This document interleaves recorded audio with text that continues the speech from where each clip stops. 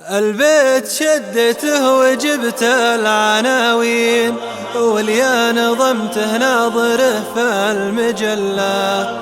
أتعب عليه أيام وشهور وسنين حتى يجيبنا القصايد محله، والشعر له عندي سلوم وقوانين ومنقحه عن كل ميله وزله. ويا راكب اللي مركبوها المعاني أهل الديون المجحفة والذلة، مركب شيوخ المجتمع والسلاطين اللي لهم هيبة وعزة وملة.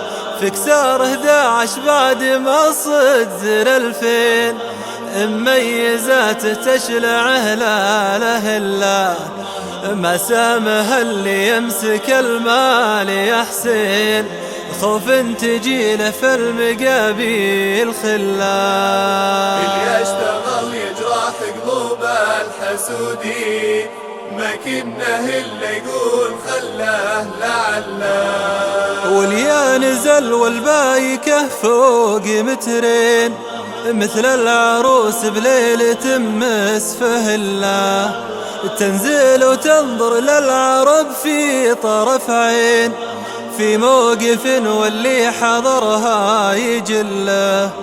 كنا انت لا تتشر لصاحبه وين يوم ان سواقه تواسى وتله. من المواتر يظهر شوي ويبين كنا المظل يندفع بالمظلة، ولا يقول لصاحبه بينه البين وش تنتظر يلا توكل على الله.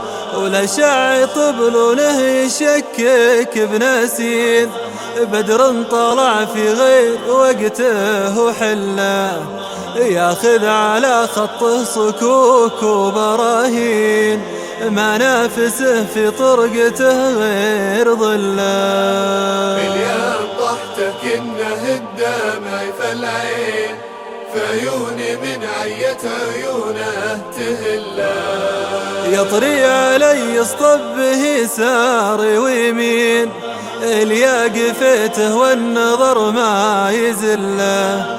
شيخنا عقد لمواطنيها الحجاجين من عقب طيبه للعرب جاه زله، ويا ناقد الالوان بهديك لونين خذ ما تبي واللي تخليه خلاه. من المواتر يظهر شوي ويبين كنا المظل يندفع بالمظلة.